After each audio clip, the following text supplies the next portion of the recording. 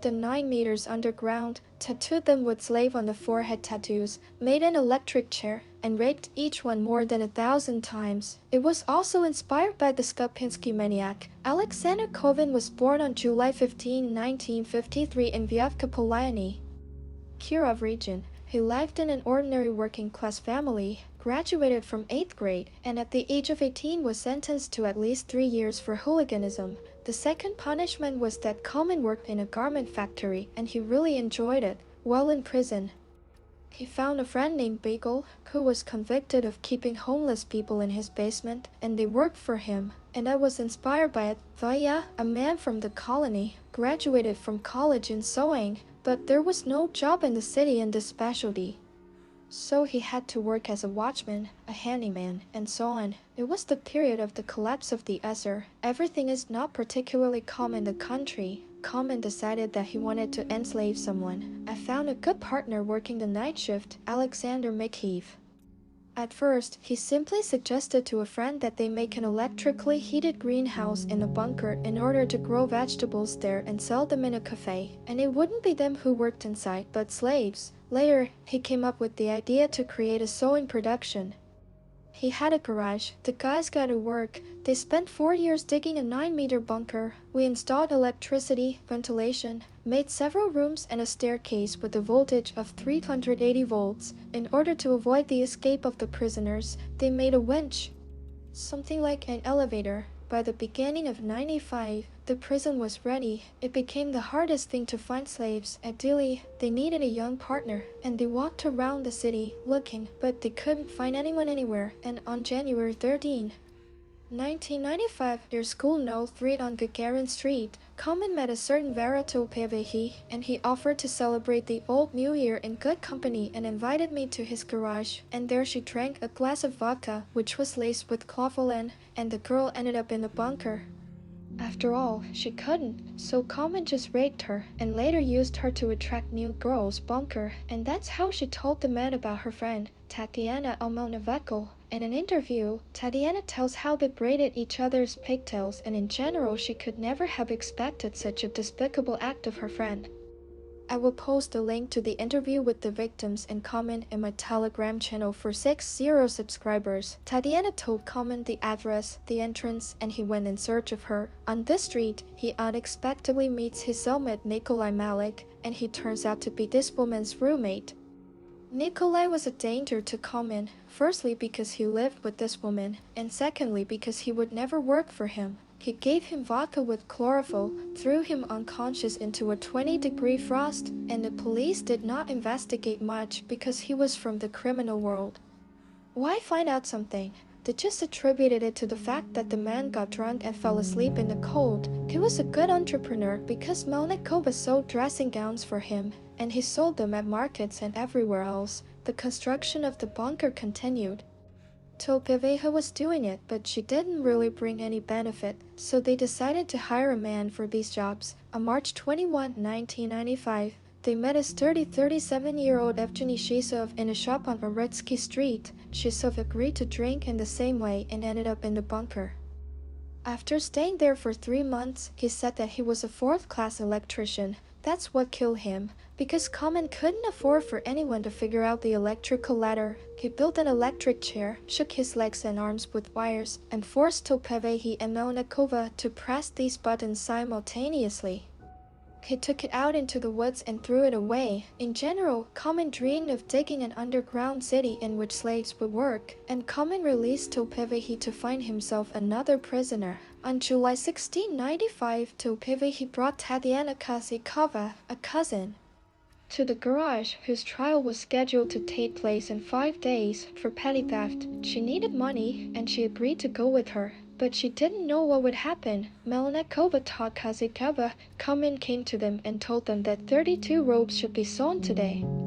And the women worked 16 hours straight without breaks. It's going to be a blast. Konjatova and Kozykova decided to escape, but they could only do so when Comyn was in the room, because it was at that moment that the electric staircase was turned off and the door was open. They locked him in a room and started running, but the steel door wouldn't open, so he caught them and knocked them down. Then he offered a choice. Either he cuts his mouth to the ears or he gets a tattoo of a slave on his forehead. The women chose the latter. I took the mascara and they filled each other's tattoos themselves, and then he gave them colors. When I entered the garage, I gave them a light bulb signal. This meant that the women had to quickly put on the collar and throw the keys on the floor. He also went in and knocked them down because they had shackles.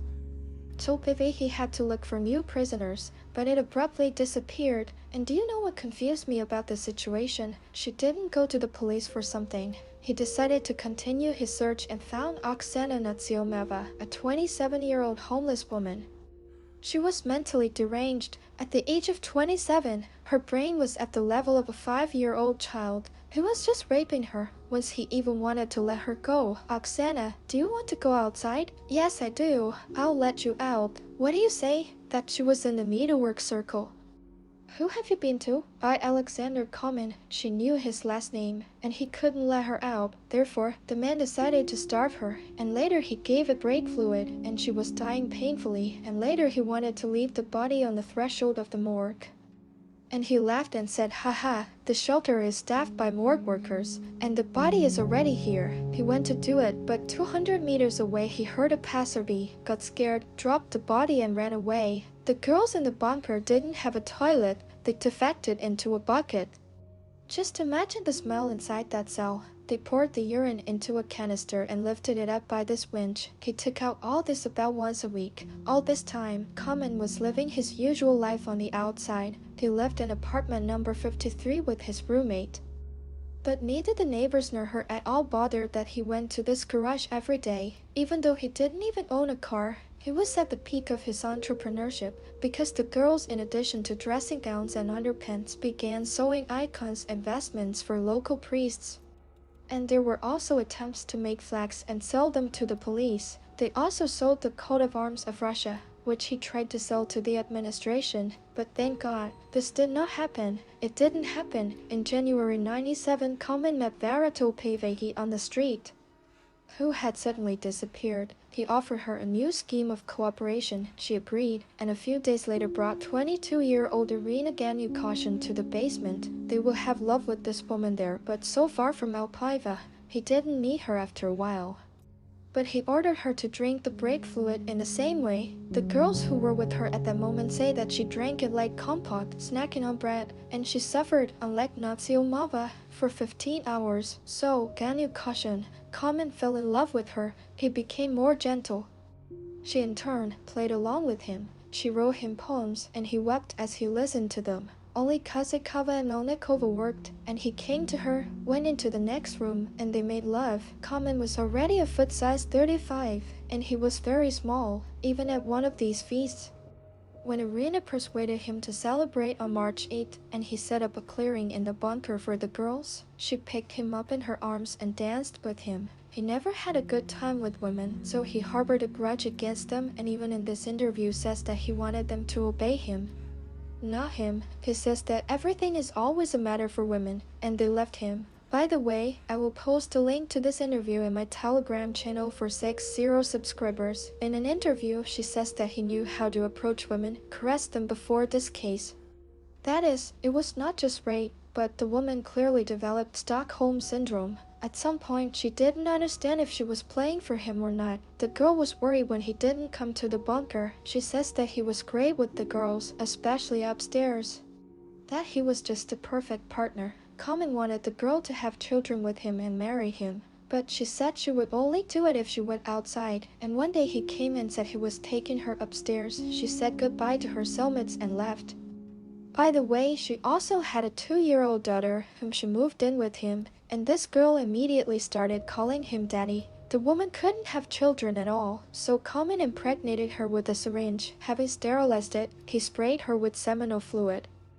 And she became pregnant, but she had a miscarriage, and that was 3 times. At first, he was terribly controlling her. He went to the toilet with her. There was always an awl in his pocket. And then one day they had a conversation about the fact that Comyn wants to cover women with earth. Irina realized that she needed to act. when his custody relaxed a little, she went to the doctor for an examination, but actually to the police, and no one at the police believed the girl. It happened on July 21, 1997. The police said, like, "Woman, have you read some books?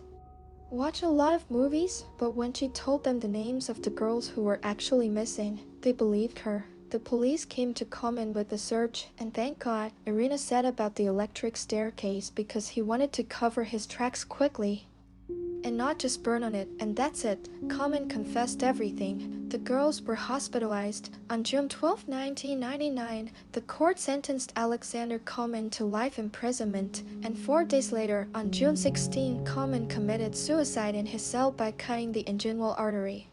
His accomplice, Alexander McKeith, was sentenced to 20 years in prison, and he has already been released. In 2017, after 5 years, he died. Irina Ganyukoshin is still alive, but what about the other girls? Do you remember that they have tattoos on their faces?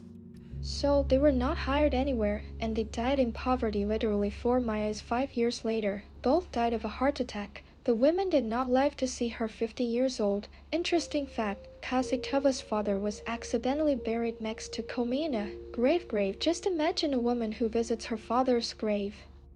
And the next grave is the grave of her abductor. When she died, she was buried there, near the Comyn.